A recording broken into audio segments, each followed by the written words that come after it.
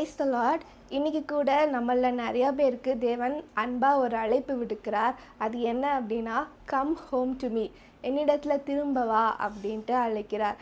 நம்ம நிறையா வேலைகளில் தகப்பனுக்கு எதிராக பாவம் செய்து ஏதோ ஒரு தவறு செய்து அவரை விட்டு தூரம் போயிட்டு அவரிடம் திரும்ப வர்றதுக்கு நம்ம ரொம்ப யோசிக்கிறோம், தயங்குகிறோம், பயப்படுறோம். ஏன் அப்படின்னா நம்ம தகப்பனுடைய அன்பை பற்றி முழுமையாக அறிந்து கொள்ளலை. எப்போவுமே தகப்பனுடைய அன்பை பற்றி, அப்பாவுடைய அன்பை பற்றி நம்ம கொண்டிருக்கிற எண்ணங்களை விட அவர் மிஞ்சி செயல்படுகிறவராக இருக்கிறார். He always exceeds our expectation about his love for us. So அப்பாவை விட்டு நம்ம தூரமாக இருக்கும்போது, இளையகுமாரனுடைய ஊமையில் சொல்லப்பட்டிருக்கிறபடி அப்பா விட்டு, வீட்டை விட்டு, ஹோமை விட்டு, நம்ம சொந்த இடத்தை விட்டு, நமக்கு சொந்தமானவரை விட்டு நம்ம தூரம் போகும்போது நம்ம வாழ்க்கை எப்படி இருக்கும்னா, நமக்கு தேவையான உணவு கிடைக்காது, பசியாக இருப்போம், குற்ற உணர்வில் நிறைந்தவர்களாக இருப்போம். we will be lost and dead. அதாவது நம்மை நாமே தொலைத்தவர்களாக காணப்படுவோம், மரித்த நிலைமையில் இருப்போம். ஆனால் எப்போ எனக்கு ஒரு அப்பா இருக்கிறார், அவரிடம் நான் திரும்ப போனால் I will feel at home again அப்படின்ட்டு நமக்கு ரியலைஸ் ஆகும்போது நம்ம அவரிடம் திரும்ப போகிறோம்.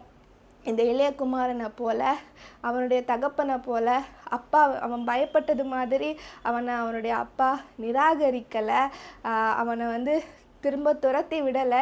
இன்ஸ்டெட் அவர் மனதுருக்கம் நிறைந்தவராய், he was filled with compassion and love for his son, நிறைந்தவராய் அவன் ஒரு அடி வைக்கிறதுக்கு முன்னாடி அவர் 10 அடி வைத்து அவனை போய் கட்டி அணைத்துக்கிறார், அவனை கொண்டாடுகிறார்.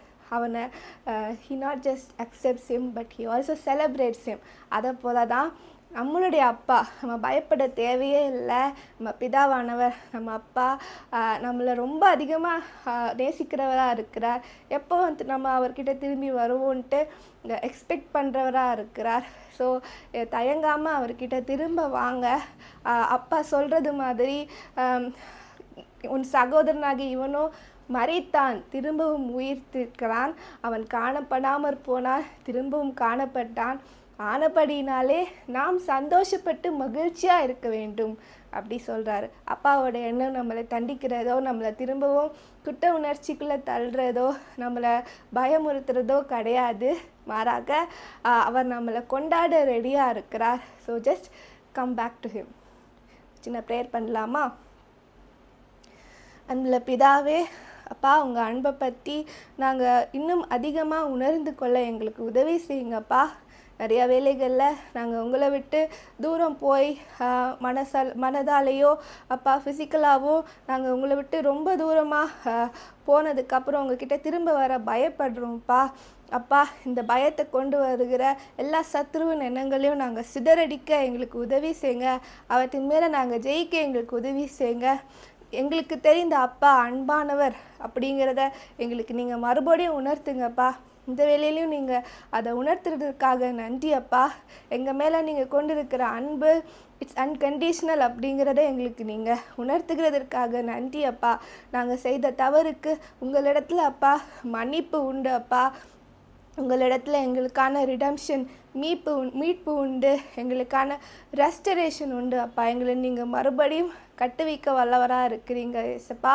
அப்பா, இப்போ கூட ஒருவேளை உங்கள் அன்பை பற்றி தெரியாதவங்க நிறையா பேர் இதை கேட்டுட்ருக்கலாம்ப்பா.